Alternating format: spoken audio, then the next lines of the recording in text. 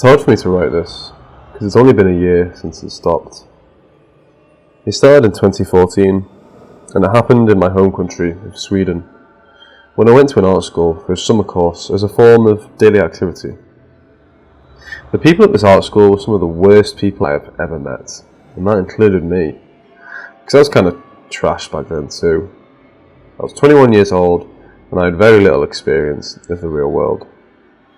I'd gone 2 extra years of school because of switching majors and taking an extra year on my second choice, so I was literally on my first year of independence.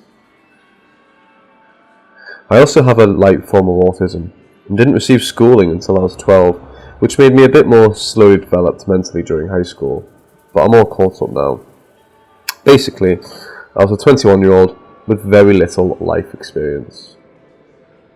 The people I met at the art school were not, let's say, the highest of achievers. They were some of the meanest and most terrible people I've ever met. They treated each other and me awfully, as well as the teachers. But I was quite the little turd too. In fact, I feel like being around those people made me worse. What started the stalking was an incident involving acrylic paint. I was going to be thrown away, so some of us took away some of the paint so it wouldn't go to waste. And I finally took the remaining paint. Well, its over showed up. Her name was Anna, and this is how she introduced herself. My art teacher was pushing these big tables on a trolley through the narrow passageway of the art hall, and Anna, dressed in expensive designer clothes, stood in her way. So my art teacher, not fearing anything, screams, "Move it!" Anna snaps towards her with this crazy look in her eyes and shouts, "Excuse me, do you know who I am? I'm a famous woman." My art teacher, not impressed, responded with, "Okay, famous woman, move it." That was how we learned of Anna, the famous artist. She then proceeded to have all the terrible people of my class schmooze over her and treat her like a celebrity. But her real reason for being there was because of her paint. So the great hunt began. I was roped into it, and my initial plan was to just give her back her paint so she could be off. Except during the hunt I got these terrifying red flags. She kept sniffing the paint of other people to see if it was hers. Apparently she had poured some kind of oil into the paint so she could sniff her way to where they were. During the hunt, she admitted that she had been put into treatment for the criminally insane because she had stalked a previous schoolmate that she thought had stolen paint from her. She even showed a CCTV video of her old schoolmate pulling a suitcase behind her, saying that's where she had the paint that she stole. I asked her how she got the video, and she said that her dad has connections with the local government, which had gotten the video from one of the local government cameras, which is illegal for a layman to get access to. During this time, she even showed me the court document which she had saved as a PDF on her phone. During this time, she also admitted that I had been sending messages to a famous artist in Örebro because a voice from heaven told her to do it, and that he was destined to help her with her career. I have also thought that staring wide-eyed made her more attractive, like the kind of stare where you can't see any of the eyelids at all. So while she was saying all this, she had this crazy-eyed look on her face. I was terrified of her, and couldn't figure out a way of handing back the paint, so she ended up threatening to have the principal fired if she couldn't search every room for the paint. And when she did find all of the paint, she put it in one of the school's rooms and said that she would pick it up when she wanted to. She said that she would come every year during the art exhibit to check if her paint was still there, and that she would sue the school if she found it missing. What a crazy person. End of story. Right? How I wish. About 2 years later, I enrolled in a 1-year basic art program at the school. I'd completely forgotten about this crazy person. At one point, we were cleaning out the art rooms, and her paint was brought up again, and it would again be thrown away. Me, not remembering that crazy famous artist, took a nice crimson bottle for myself, while others took some of the not ruined colour, hoping to credit go bad after a while, for themselves. Then, as we all tried to continue with our lives, the crazy lady one day returned and started sniffing all the colour. I didn't recognise her at all, and had forgotten how dangerously deranged she was. I'd even forgotten that I'd gotten the crimson colour from the paint. So when she started interrogating me for why the paint smelled like hers, I didn't know what to say. She also smelled her paint at some other girl's table, and was harassing her as well. Thinking that this was all more fuss than it was worth, I threw away the crimson paint. It started to cut from Ada anyway. And that's when everything went to hell, and crazy-eyed Anna became my stalker. When she found out that I had thrown away the paint, she became convinced that I had re-enrolled at the art school, specifically to steal her paint. She started convincing a bunch of gullible and, to be honest, low-achieving people that this was true, and I started being harassed. It started with a physical attack. I was painting alone in the evening, minding my own business, when this huge brute ran into me, tackled me to the floor, and hit and kicked me. While this was happening, crazy-eyed Anna was fake crying in the corner. I could see on the floor how she went from fake crying into gleefully smiling as I was being kicked and hit. Another girl she had recruited picked up and smashed my phone, breaking it. As the guy stormed off and the second girl followed, I stumbled onto my feet and asked Anna why she had done this, and the answer she gave me made me realise what kind of person she was. "So you know that I can hurt you, if I want." That's what she told me. I later asked the brute why he had attacked me, and he said that he hated people who stole. This guy is training now to become an art teacher. I fear for those children. I bruised my ribs, but they were not allowed to go to the hospital because the principal didn't want to get involved, and since my phone was broken, I couldn't call for an ambulance.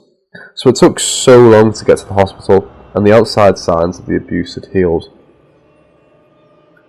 During this time, crazy-eyed Anna started wearing a crimson jacket wherever she went. I asked her why she was wearing it, and also said she looked pretty, thinking that talking nicely to her would start a friendly conversation, to maybe smooth everything over. Well, Anna is not like normal people, and does not think like normal people. Her response was that she wanted me to think of her every time I saw this colour, and said that she had seen it work in a movie. She then added, "I am more beautiful than you will ever be." Wherever she went, she had a horde of schmoozers around her, all thinking she was some kind of famous and fancy artist. But eventually, she had to leave the school, and I thought I had peace. Except she one day suddenly showed up, and gleefully presented me with the school's Russian exchange student. This student had been sitting at my table every day for weeks, and I hadn't paid it any mind because, why would I? She was allowed to sit there, but this is when crazy-eyed Anna drops the bombshell that this exchange student was A, not a real exchange student, and B, she'd been putting her phone on the table each mealtime while having it on speaker, with Anna on the other end, silently listening in on my conversations. I remember when she first told me this, how I didn't believe it. I didn't believe, and a part of me still had a hard time realising the lengths this woman was going to were real. But it was what she said next time that terrified me the most. She said, "I know about the secret messages behind your words. I know what you're up to. And I heard a voice from above that told me that this is my mission in life, to keep an eye on you, to make sure you behave." The abuse at school escalated after this. I was harassed and cornered in every classroom and chased around school, and at the same time I got no help. It escalated into a happening one late weekend night. I was sitting in the school's texture room when a guy suddenly burst in and started running towards me screaming, "What makes you think you can sit here?" He didn't go to this school. I jumped out of a window and started running towards my dorm and managed to call 112 in the meantime, the emergency number for Sweden, and managed to scream out that I needed help and where I was. I ran towards my dorm, but another guy was waiting there for me, so I ran towards the head building, but a third guy was waiting there. They cornered me, and I remember thinking how scared I was. I thought I was going to die. But then, a light of hope. Blue and red lights from the road. I was saved. I remember how happy I was to see the police officer. Everything would finally be over. But then, he walked up to the girl who orchestrated all of it, Malin, and he greeted her like a friend. And I knew at that moment that he wouldn't save me. I screamed for help, and he ignored me. She told him that there was no issue here. He said he was looking forward to seeing her around town. Then he left. He left me. He just drove away. The last thing I remember is the backlights of that police car driving away. I wake up the next morning, laying on the ground with a huge bump on the side of my head. I don't know what happened. Malin claims they never touched me and I just passed out when one of the guys grabbed me. I know better. I know the pain I felt and the huge bump on the side of my head. I called 112 and I called for an ambulance. At this time, because of the abuse, I had memory loss and couldn't quite tell the lady what the issue was. But I made a mistake.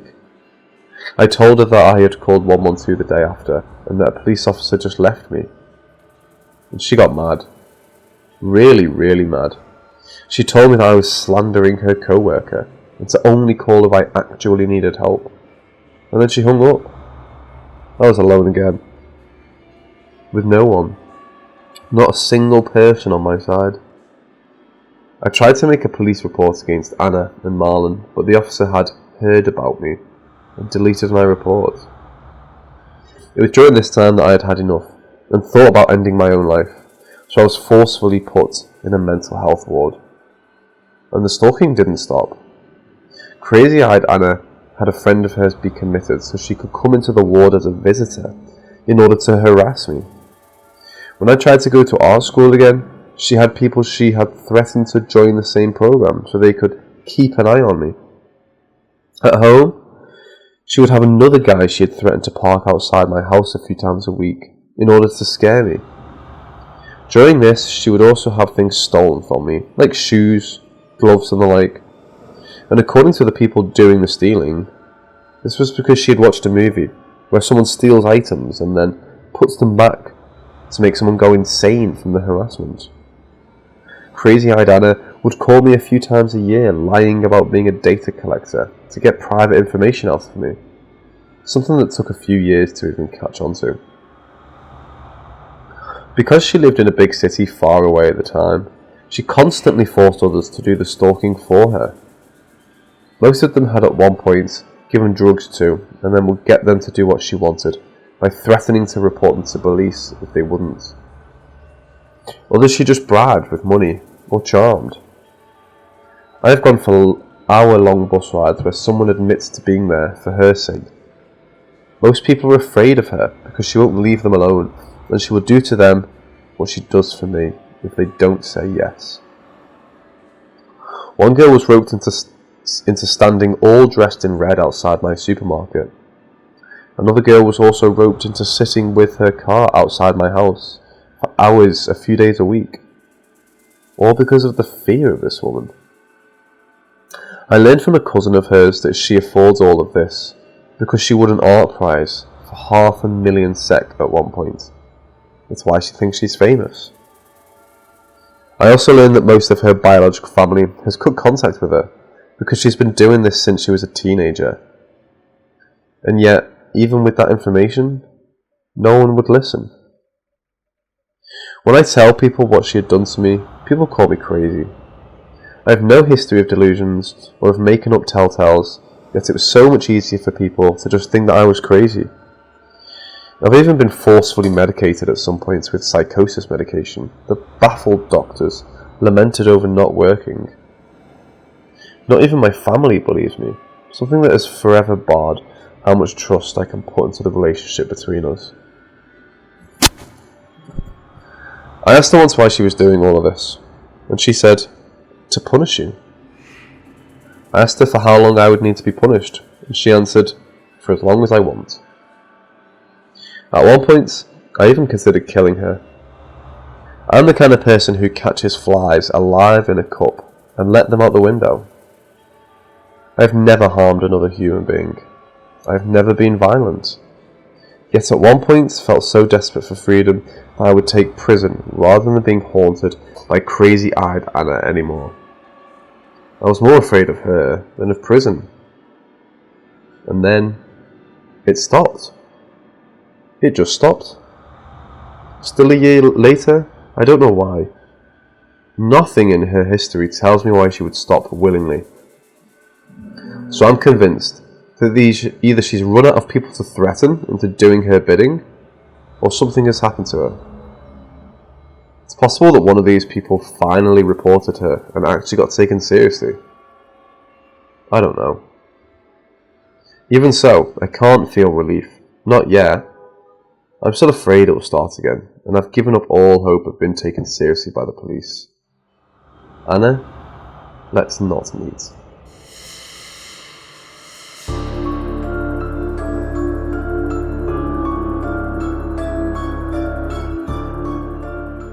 When I was about 20, around the early 1970s, I was hitchhiking from a family home in western New York State to where I went to college in south central of the state. The route was not on interstate highways, but rather on state highways and roads. At some point, a trucker picked me up. The ride was fairly uneventful until we were going along, and as we approached Ithaca, he said something about how the crew at where he was supposed to drop off his shipment would be on their lunch break for an hour, starting at 12, and wouldn't be back until 1 PM. He said that, since it was 12:30, we'd have to pull off the road and wait for a while before going into town.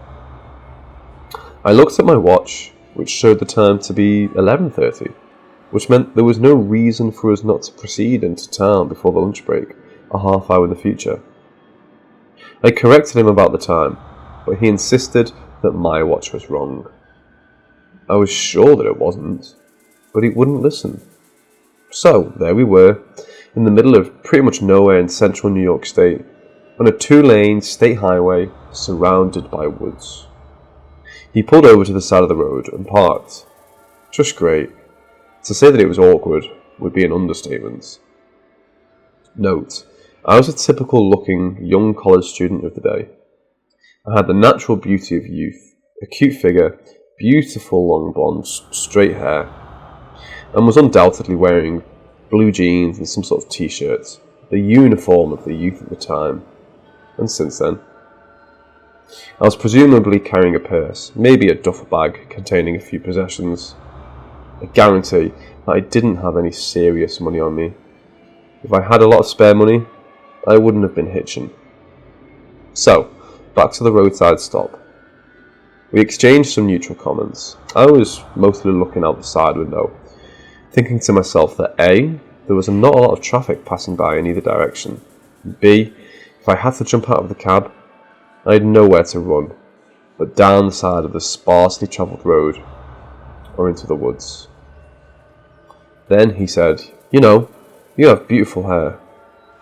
Oh my god, my blood pressure must have skyrocketed. I choked out a meek, "Thank you," and went back to looking out the window and considering my options. Next comment. "If you're tired, you can climb back into the bunk area and rest if you like." "Kill me now." I politely declined. "Would you mind if you held out your hand?" "No, seriously, kill me now." I cannot believe that I held it together enough to calmly respond that no, I wasn't comfortable with that. So, the rest of the time passed by until it was almost 1 PM by his calculation, but really 12 o'clock by my watch. We didn't say too much. As you all can imagine, I was frightened out of my mind. I cannot believe that I hadn't burst into tears out of the pure stress of the situation. Then, he finally said it was time to head into town. As we approached Ithaca, he said that he would have to drop me off at the edge of town, since he wasn't allowed to have people in the truck with him. He went on to say that if I wanted to ride the rest of the way, I could wait for him while he went to drop off his load, and he'd pick me up when he finished. I mumbled some word of thanks and said I would think about it. I got out of the truck and then, fearing he would come back and find me, went to hide out somewhere for a few hours until I was confident that he would have presumed that I'd gone on my way. Then I stuck out my thumb and found a ride for the rest of the way to where I was going. By the way, I checked my watch against the local time, and my watch was correct. Just as I suspected, he'd been lying about what time it was.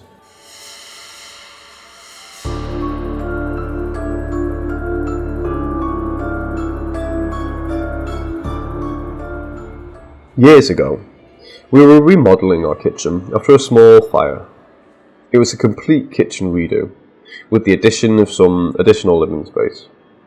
I was in my late 30s at the time. There was a guy in his early 20s doing some brickwork. I didn't have much contact with him, but somehow we both discovered that we were from the same hometown. Really, that was all we had in common, and we only talked a little about it a few times. Oh, I almost forgot this part. He mentioned to me that he had been in some trouble with the law at some point. He claimed that he had been in a fist fight, but really it was self-defense, and he ended up with a criminal record which he considered to be unfair. Just great. One day, my phone rang. This was the days when everyone had a landline. It was the guy calling and asking for me. How did he even have my number? But he did. Anyway, I was curious why he was calling and figured it had something to do with the work. But no, it appeared that he just wanted to have a chat. I really had nothing to say to him, so I politely cut the conversation short. As I recall, he called me one more time with the same result. I politely told him I had to hang up. A few days later, he was at the house doing some work, outside on the brick. I was in the kitchen area cleaning up. At that point, the kitchen was just an empty room, with no cabinets or appliances in it. From where he was working, he could see me inside through a big window in the breakfast nook. Fast forward an hour or so, and I was on the back deck doing something. He came up to me, and this is how the conversation went. Him. Hey, a while ago I saw you working in the kitchen there. Okay, and you were pretty hot. I left right away to go inside and get away from him. I never told my husband what happened because I didn't want to flip him out. I did call the main guy, I'd guess he'd call him our contractor, and told him that I didn't want the brick guy there anymore, unless someone else was there to oversee him. The contractor asked what had happened, and kind of guessed that the brick guy had been inappropriate. I didn't go into detail, but just said that it had been calling me on the phone, and that it made remarks to me in person that made me uncomfortable. I never saw the brick guy again, but for a while, I was kind of fearful that he would come back to the house, since he knew the layout, and that I was home alone with small children during the day.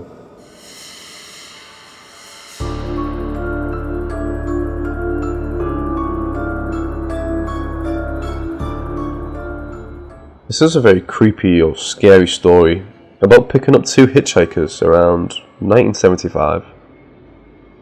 I was with one of my best friends from college, both of us in our early 20s, whom I still know and who can verify what happened.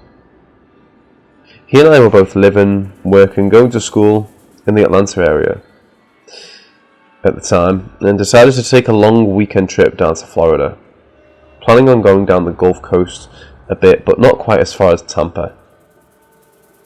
We were travelling on the I-75 in my 1967 VW Squareback, with me doing all the driving. At some point, we saw two young hitchhikers, a male and female, and stopped to pick them up. They said they were on their way to Florida, and from somewhere in upstate New York, maybe around Poughkeepsie. The ride began very uneventfully, with us making a bit of small talk with them, but eventually them in the back and us in the front, engaged on our own conversations, or just silent reflection. It began to get dark. I could see the outline of their heads and shoulders in my rearview mirror. Then, at some point, I noticed they seemed to be arguing, even though they were keeping their voices fairly quiet and were definitely not shouting. Even a VW Squareback was a small car, and it's impossible to hide what's going on in such close quarters. I thought it was incredibly rude for a guest to be arguing in someone else's car, but I just tried to ignore it. At some point, I noticed in the rearview mirror that he appeared to be raising his fist. I could also feel that there appeared to be some jostling around or pushing or struggling. That alarmed me, but I didn't say anything. Before long, we had to stop for gas and a bathroom break. I pulled into a small truck shop type of place and filled the tank. Then I pulled into a parking area and we all got out of the car to go inside and use the facilities. My friend went with the young man into the men's restroom and I went with the girl into the women's restroom. I should interject here that this was the first time I really got a good look at them. Under the lights of the store, I realised that they were both younger than I had originally estimated, which I took to be 18 to 20 years old. Upon closer inspection, it seemed that the girl was maybe 14 or 15 and the guy 16 or 17. Basically, they were minors. So, immediately after we entered the women's room, the girl took me by the arm. And here's a Cliff's Notes version of how the conversation went.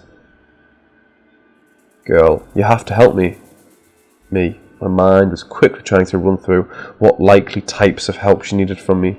Sure, what's going on? You have to help me get away from that guy. My mind continued trying to process the situation. Okay, tell me about it. He and I were both in a facility for teenagers. In minor trouble with the law? Some sort of residential detention centre? A halfway house or group home? He told me he had a brother with a farm nearby, upstate New York, and we could go there. So we ran away. It turns out that his brother didn't live there, but he took me to some random farm and raped me in the barn. My brain starts to explode. Then he told me that his brother was actually in Florida, and that we should go there. So that's what we're doing. I don't believe he has a brother in Florida either. I don't want to be with him, and I want to go back. I told him that. And that's what we were arguing about. Explains the argument I heard earlier. He threatened me that if I spoke up or said anything to you, that he would kill you. Clarification. She says that he threatened to hurt me, the obvious source of transportation at the moment, if she tried to alert me that she needed help. Okay, stay right here and don't leave the bathroom until you hear from me. I'll figure out what to do. I walked out of the women's room and saw my friend and the teenage boy just hanging out, waiting for us. I went up to my friend and pulled him aside so the boy couldn't hear me. Listen, don't ask any questions. Just go out to the car and get all of your belongings and just hang out somewhere and wait until you hear back from me.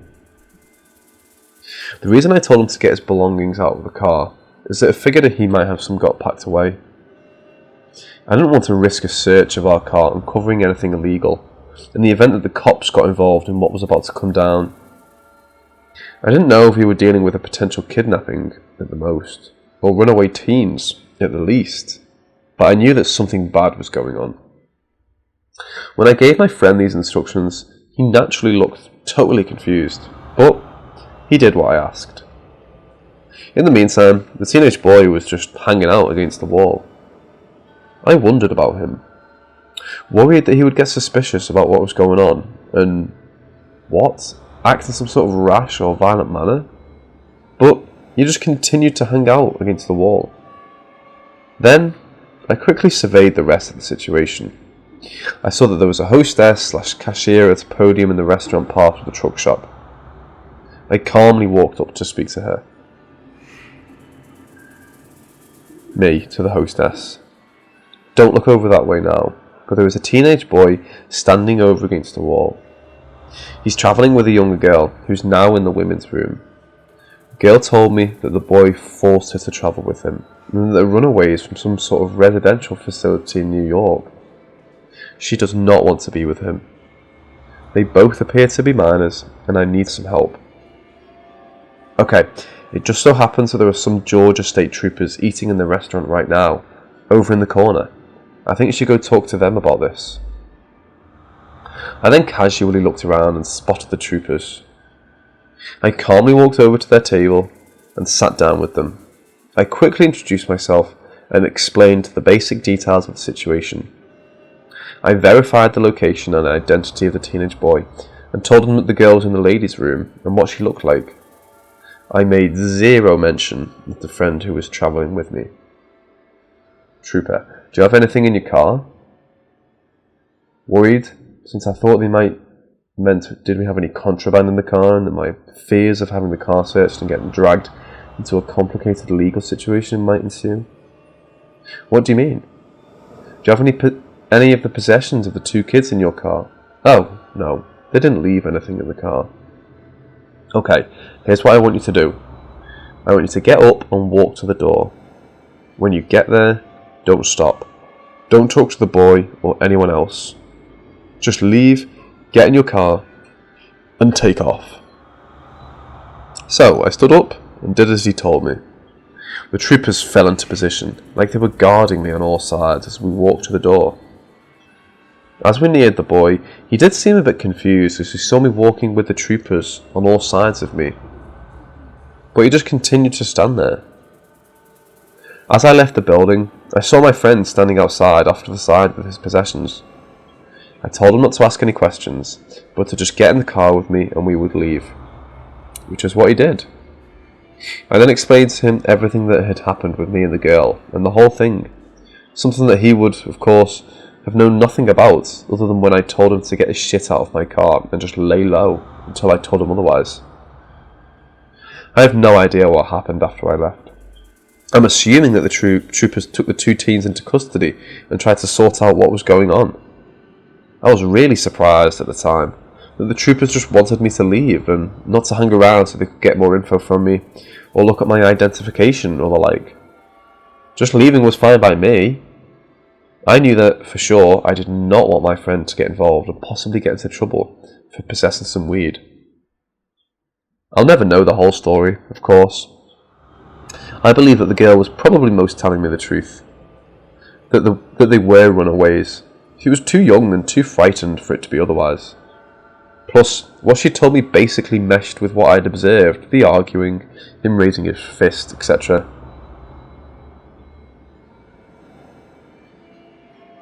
Whether or not the boy would actually have harmed me, if she had cried out or spoken up, who knows?